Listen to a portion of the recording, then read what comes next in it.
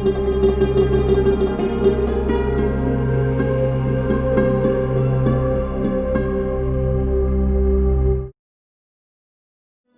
صدی کا جب آغاز ہوا تو دنیا میں مجموعی طور پر امت مسلمہ ایک نازک دور سے گزر رہی تھی۔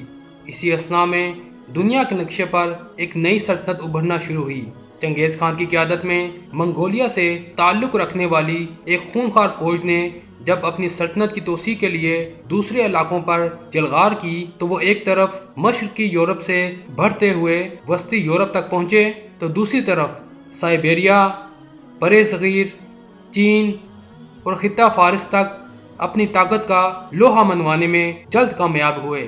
منگول فوجوں نے ظلم اور بربریت کی جو داستانیں رقم کی وہ رہتی دنیا تک اپنی مثال آپ ہیں۔ منگولوں کے مظالم کے آگے دنیا کی تمام بڑی سلطنتیں دم توڑ رہی تھیں۔ دوسری طرف سلطنت خوارزم نے خراسان، ایران، شام اور عراق میں آل سلجوق کے بیشتر مقبوضات کو فتح کر لیا تھا۔ اس وقت ان کی قوت اوج شباب پر تھی۔ چنگیز خانی طوفان نے اپنی تمام ہولناکیوں کے ساتھ سلطنت خوارزم کا رخ کیا اور اس کو پاش پاش کر ڈالا۔ اس سلطنت کی تباہی کے بعد وہاں پر موجود ترک قبیلے کسی محفوظ جگہ کی تلاش میں ہجرت کرنے لگے۔ ان میں زیادہ تر قبیلے چرواہے اور خانہ بدوش تھے۔ جہاں سرسبز علاقہ اور پانی نظر آیا وہیں خیمہ گاڑ کر ڈیرا ڈال لیا۔ ان ترک قبیلوں میں سے بعض ایران اور شام پہنچے جبکہ کچھ نے مصر کی جانب ہجرت کی۔ ان ترک قبیلوں میں سے ایک قبیلے کا نام کائی قبیلہ تھا۔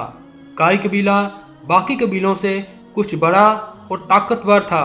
یہ نہایت جنگجو قبیلہ تھا۔ اس قبیلے کے سردار سلیمان شاہ تھے۔ کائی قبیلہ سلیمان شاہ کی سربراہی میں اپنے وطن خراسان کو چھوڑ کر مختلف ملکوں میں گھومتا ہوا شام کی طرف جا رہا تھا۔ اسی اثناء میں دریائے فرات عبور کرتے ہوئے سردار سلیمان شاہ ڈوب گئے اور جاں بحر نہ ہو سکے۔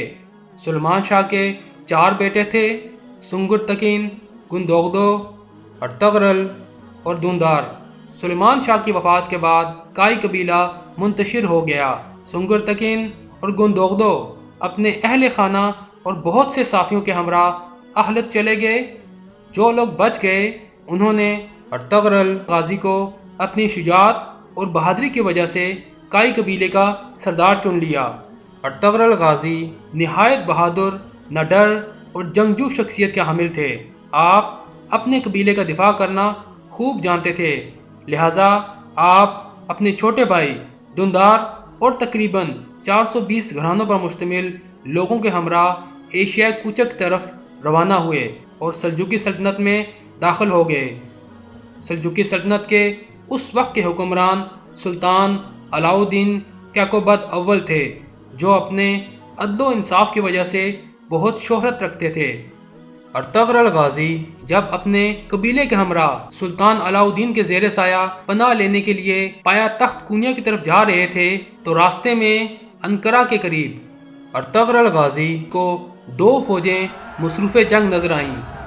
ارطغرل غازی کسی فریق سے واقف نہ تھے، لیکن یہ دیکھ کر کہ ان میں سے ایک تعداد کے لحاظ سے کمزور اور دوسرا قوی ہے، اپنے سواروں کے مختصر دستہ کے ساتھ جن کی مجموعی تعداد صرف 444 تھی، کمزور فریق کی حمایت کے لیے بڑھے اور اپنے ان تھوڑے سپاہیوں کے ساتھ مخالف فوج پر اچانک اور بہت تیز حملہ کر دیا۔ مخالف فوج ڈر گئی اور سمجھی کہ ان کو کہیں سے مدد مل گئی ہے اور یہ فوج جیتے جیتے ہار مان گئی۔ بعد میں معلوم ہوا کہ ارطغرل غازی نے جس فوج کا ساتھ دیا یہ سلجوقی سلطان علاؤ الدین کی فوج تھی۔ مخالف فوج کے بارے میں اختلاف پایا جاتا ہے، بعض کے نزدیک وہ بازنطینی عیسائی فوج تھی اور اکثر کے مطابق وہ تاتاری تھے۔ سلطان علاؤ الدین ارطغرل غازی کی بہادری سے بہت خوش ہوئے اور آپ کے قبیلے کو اپنی سلطنت میں انقرہ کے قریب گراجہ داغ کا علاقہ دیا۔ یہ ایک پہاڑی علاقہ تھا۔ کائی قبیلہ یہیں آباد ہو گیا۔ یہ کہا جاتا ہے کہ سلطان علاؤ الدین نے یہ علاقہ اس لیے کائی قبیلہ کو دیا تھا تاکہ بازنطینوں کی طرف سے کسی بھی حملہ سے بچا جا سکے اور سلجوقی سلطنت کی سرحد اس طرف سے محفوظ ہو جائے۔ سلطان نے ان کو اجازت دی کہ سرحد کے ساتھ ساتھ علاقوں کو فتح کریں اور ان کو سلطنت میں شامل کریں۔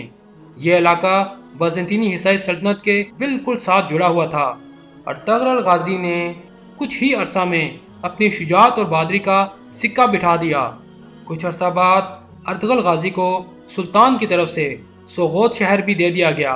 ان فتوحات کا نتیجہ یہ ہوا کہ باقی بہت سے ترک قبائل بھی ارطغرل غازی کے ساتھ مل گئے اور انہیں اپنا سردار تسلیم کر لیا۔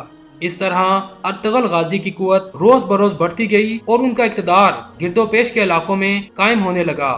سلطان علاء الدین کے لیے ایک جاگیردار کا اس طرح قوت اور اقتدار حاصل کر لینا تشویش کا باعث ہوتا، لیکن ایشیائے کوچک میں دولت سلجوقیہ اندرونی اختلال والامراء کی بغاوتوں کے سبب زوال کی آخری منزل میں تھی۔ اگرچہ کونیا میں سلاجقہ روم کی قدیم شان و شوکت اب بھی نمایاں تھی، تاہم حکومت کا دائرہ بہت محدود رہ گیا تھا۔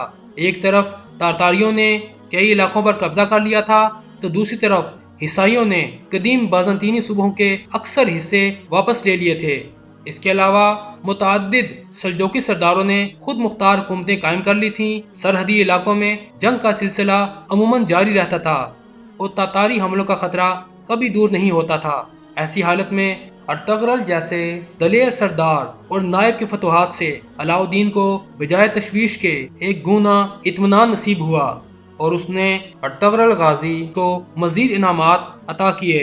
چنانچہ جب جنیشہر اور بروسا کے درمیان ایک جنگ میں ارطغرل غازی نے سلطان علاء الدین کے نائب کی حیثیت سے تاتاریوں اور بازنطینیوں کی ایک متحدہ فوج کو شکست دی تو سلطان نے اس کا صلہ میں اس کے شہر کو بھی ارطغرل غازی کی جاگیر میں دے دیا اور پوری جاگیر کا نام سلطانونی رکھا۔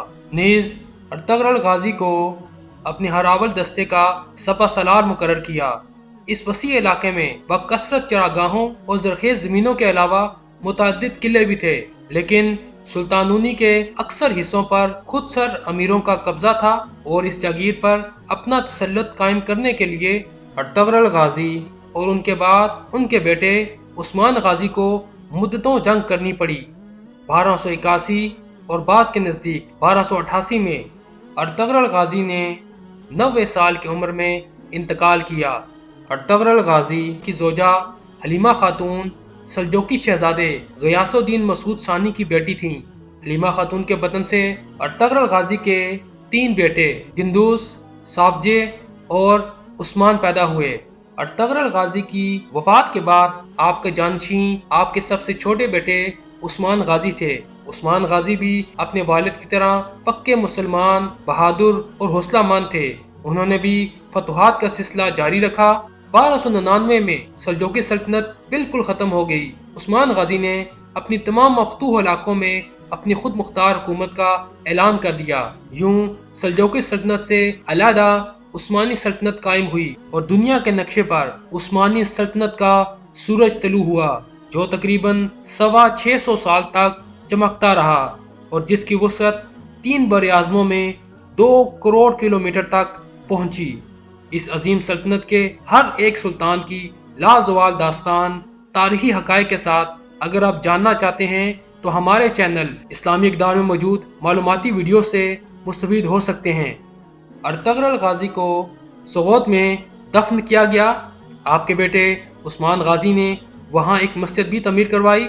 ارطغرل غازی کا موجودہ مقبرہ سلطان عبدالحمید ثانی کے دور میں دوبارہ تعمیر کیا گیا۔